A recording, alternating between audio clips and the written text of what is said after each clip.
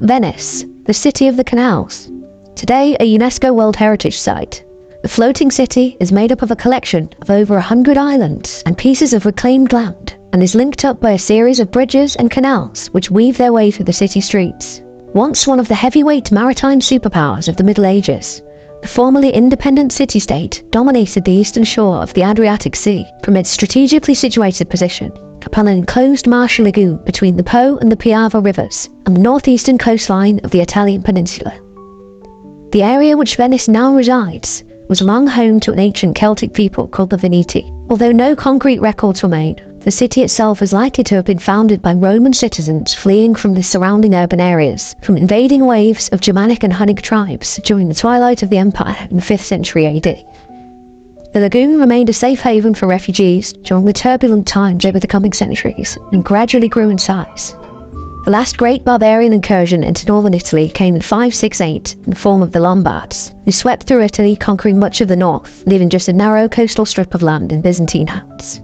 This included Venice, which now, being surrounded by hostile peoples, was forced to look outwards to the sea in order to sustain itself. Because of their isolation, the Venetians became increasingly autonomous, finally breaking away from the Byzantine Empire entirely in 726 after a religious dispute. For the first time, Venice elected its own leader in the form of a doge, meaning duke. The Byzantines did reclaim Venice a few years later, but their authority was superficial at best. And in time, further Lombard victories pushed more and more refugees towards Venice, which further swelled in population and influence. Between the 9th and 12th centuries, Venice developed as an independent city-state, alongside the other powerful Italian sea powers which were developing at Genoa, Pisa and Amalfi. The city was governed by the Doge, who in turn was advised by the oligarchical Great Council, which was made up of the leading families of Venice. They vied against each other for influence by building great palaces and churches, and relied heavily on mercenaries for their protection.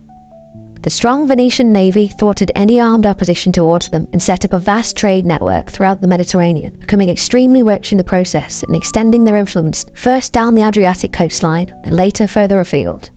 By 1200, under the guise of putting an end to piracy, Venice had seized large portions of land along the Mediterranean coastline. In 1202, a new crusade was called by the newly elected Pope Innocent III, with the end goal of reaching Egypt, which was increasingly seen as the focal point of Islamic power and the key to conquering the Holy Land entirely. In the first Venetian foray into crusading, the city offered to provide all of the ships and provisions for the expedition, in return for payment, of course.